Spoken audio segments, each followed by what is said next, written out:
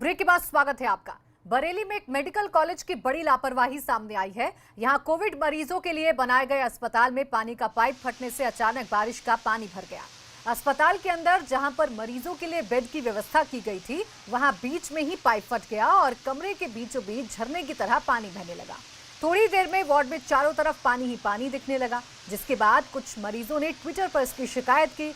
Twitter पर शिकायत होने के बाद मेडिकल कॉलेज प्रशासन होश में आया और आनन फानन में व्यवस्था को दुरुस्त किया गया। लेकिन तमाम जो दावे हैं, तमाम जो वादे किए जा रहे हैं, वो सब पानी में धुल गए। क्वारंटीन सेंटर में कैसे झरना बन गया पानी का, वो आप देखिए। और देखिए, ये जो वीडियो है ये वायरल हुआ तो जाहिर सी बात है कि सियासत भी इस पर होनी है। कांग्रेस महासचिव प्रियंका गांधी वाड्रा ने भी ट्वीट किया है वीडियो और सरकार पर सवाल खड़े किए हैं। तो वहीं अखिलेश यादव ने भी ट्वीट किया है ये वीडियो और सवाल खड़े किए हैं कि आखिर ये कैसी बदइंतजामी है उत्तर प्रदेश में कि एक अस्पताल में झरना बन गया, बड़ी लापरवाही सामने आई, पानी का पाइप फटा और अस्पताल के वार्ड में क्या हालत हुई वो आप देख सकते हैं। देखिए, जो बेड हैं वो भी पानी में भीग रहे हैं, तेजी के साथ पानी बह रहा है। हालांकि जैसे ही ये वीडियो सामने आया, जैसे ये खबर अस्पताल प्रशासन को लगी, आनन फानन में इस व्यवस्था को दुरुस्त किया गया।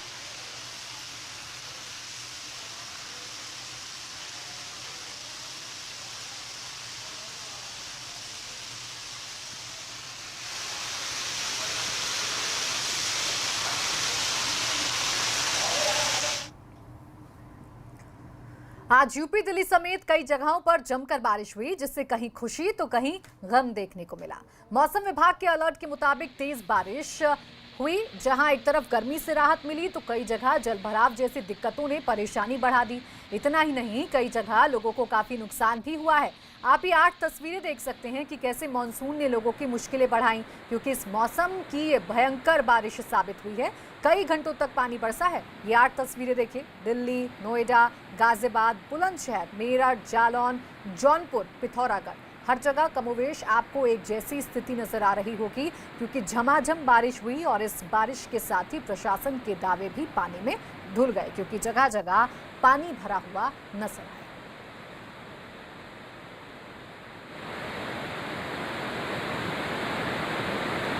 तो ये 8 तस्वीरें हम आपको दिखा रहे हैं। दिल्ली, नोएडा, गाजियाबाद, बुलंदशहर, मेरठ, जालौन, जौनपुर, पिथौरागढ़ तेज बारिश हुई और इस तेज बारिश में जहां एक तरफ लोगों को उमस भरी गर्मी से थोड़ी राहत मिली, तो वहीं दूसरी ही तरफ ये बारिश मुसीबत भी बनकर आई, क्योंकि कई जगहों पर मुख्य मार्गों पर पानी भर गया। कई जगहों पर सड़कें जो थी वो पानी से लबरेज हो गई, जिसकी वजह से लोगों को आवाजाही में दिक्कतों का सामना करना पड़ा। और इसीलिए हम कह रहे हैं कि आसमानी आफत कहीं खुशी लेकर आई तो कहीं गम। बारिश से मुसीबत कुछ ऐसी कि जलभराव की समस्या हो गई। नोएडा में मूसलाधार बारिश से जहां एक तरफ लोगों को उमस भरी गर्मी से राहत मिली, तो वहीं दूसरी तरफ यहां कई इलाकों में जगह जगह जलभराव से लोगों को समस्याएं भी हुई। लगातार तेज बारिश से डीएनडी पर पानी भर गया। सड़कों पर पानी भरने के कारण गाड़ियों की आवाजाही पर भी असर पड़ा। कई लोगों की गाड़ियां खराब भी हो गई।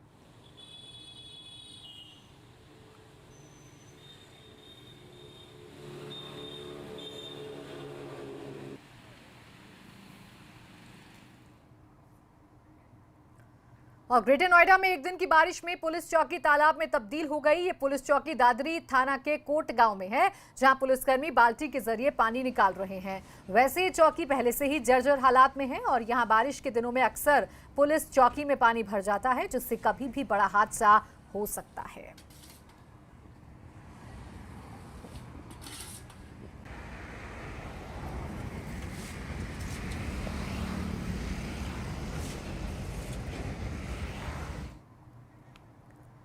उधर जौनपुर में नहर के कटान से 50 एकड़ खेत और दर्जनों घर पूरी तरह से जलमग्न हो गए, जिससे किसानों की लाखों की फसल बर्बाद हो गई। साथ ही इस घटना की सूचना मिलने के बाद भी सिंचाई विभाग के किसी अधिकारी के नहीं आने से किसानों में गुस्सा और मायूसी है। ये मामला मडियाहू थाना क्षेत्र के काजीपुर गांव का है।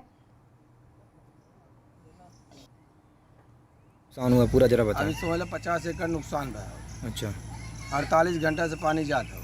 और यहाँ के सिंचाई विभाग का कोई अधिकारी ना आया करते। अब हमसे गांव वाले मिलके अपन जो है बानत है। क्या क्या नुकसान हुआ होगा? नुकसान हुआ है, भिंडी हुआ, करेला हुआ, नेनुआ हुआ और इसके बाद मकई का खेती हुआ और धान तो नुकसान हो ही रहा है। अच्छा, और सब पानी डूब गया है।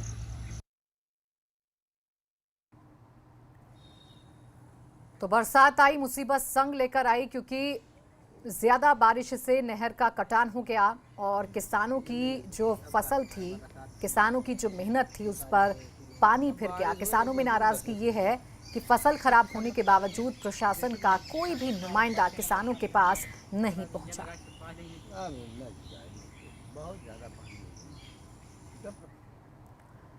मानसूनी बारिश के कारण नदियों का जलस्तर तेजी से बढ़ रहा है, जिससे कई जगह बाढ़ आ गई है तो कई जगहों पर बाढ़ का खतरा मंडरा रहा है। वहीं कई शहरों में थोड़ी सी बारिश से जलभराव के हालात पैदा हो गए हैं। देखिए रिपोर्ट।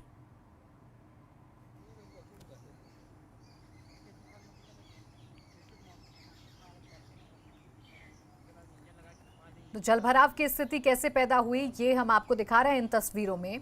बरसात आई, मुसीबत संग लाई, ऐसा क्यों कह रहे हैं वो आप तस्वीरों को देखकर अंदाजा लगा सकते हैं, क्योंकि जगह जगह जहां सड़कों पर पानी भरा तो वहीं किसानों के लिए भी किस तरीके से बारिश मुसीबत बन गई वो आप तस्वीरों को देखकर समझ सकते हैं। क्योंकि किसानों की मेहनत फसल के रूप में जरूर लहला रही थी, लेकिन इस पर पानी फिर गया और किसान परेशान हो गए। किसानों में नाराजगी है कि प्रशासन दावे तो बड़े बड़े करता है, लेकिन जमीन पर वो दावे नजर नहीं आते। उफान पे नदियां, खतरे के निशान को छूता जलस्तर, जगह जगह बाढ़ का खतरा बरकरार, प्रशासन भी है तैयार।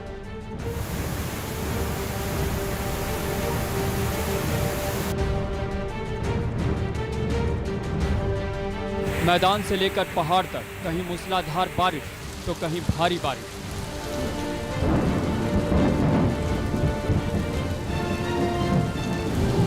जगह जगह नदियां उफान पर, कई जगह सैलाब अभी से सितम ढा रहा है तो कई जगहों पर बाढ़ का खतरा बरकरार है। की कार्य योजना के तहत जैसे आश्रय स्थलों का चयन कर लिया गया है, गोताखोरों को चिन्हित कर लिया गया है, नाव जहाँ जहाँ पे नाव है तहसीलवार उन नावों की व्यवस्था कर ली गई है, कंट्रोल रूम की भी स्थापना कर दी गई है। तो जितनी आवश्यक पूर्व निर्धारित तैयारियाँ होती हैं वो तैयारियाँ सुनिश्चित करानी। ये पीलीभीत की शारदा और देवहा नदी है। पहाड़ों पर बारिश के कारण इन नदियों का जलस्तर तेजी से बढ़ रहा है, जिससे नदी किनारे बसे कई गांवों पर बाढ़ का खतरा मंडरा रहा है। सबसे ज्यादा चिंता कटान को लेकर है, जिससे निपटने के लिए प्रशासन ने कई गांवों में करोड़ों रुपए खर्च कर पिचिंग का काम तो कराया, लेकिन वो अब नाकाफी साबित हो रहा है। हालांकि प्रशासन की ओर से अभी भी इस पर काम कराया जा रहा है। मजदूर नदी किनारे मिट्टी और बालू के बोरे डाल रहे हैं। वहीं जिला मुख्यालय पर बाढ़ कंट्रोल रूम भी बनाया गया है। साथ ही किसी भी हालात से निपटने के लिए जिले के अधिकारी खुद मौके पर मोर्चा संभाले हुए हैं। पीलीभीत के एडीएम अतुल सिंह का कहना है कि प्रशासन किसी भी तरह के हालात से निपटने के लिए पूरी तरह मुस्तैद है। यहाँ पे मानसून को देखते हुए प्रशासन की पहल पे 30 सदस्यीय एनडीआरएफ की टीम आई हुई है और इस एनडीआरएफ की टीम के साथ प्रशिक्षित गोताखोर, मेडिकल स्टाफ और अन्य फ्लड रेस्क्यू इक्विपमेंट के साथ है। और यहाँ पे प्रत्येक तहसीलों में जो संवेदनशील और अति संवेदनशील क्षेत्र हैं बाढ़ को देखते हुए, उन क्षेत्रों को लगातार रैखी किया जा रहा है और चिन्हित किया जा रहा है ताकि समय आने पे वहाँ पे त्वरित कार्रवाई किया जा सके। इधर सिद्धार्थनगर में भी नदियों का जलस्तर तेजी से बढ़ रहा है। नेपाल से सटे होने के कारण यहां हर साल बाढ़ का खतरा बना रहता है, क्योंकि नेपाल की ओर से पानी छोड़े जाने के कारण नदियों में बाढ़ आ जाती है। इस बार ऐसे किसी भी खतरे से निपटने के लिए जिला प्रशासन ने एनडीआरएफ से मदद मांगी। और इसी के साथ इस बुलेटिन में फिलहाल इतना ही। आप देखते रहिए एबीपी गंगा।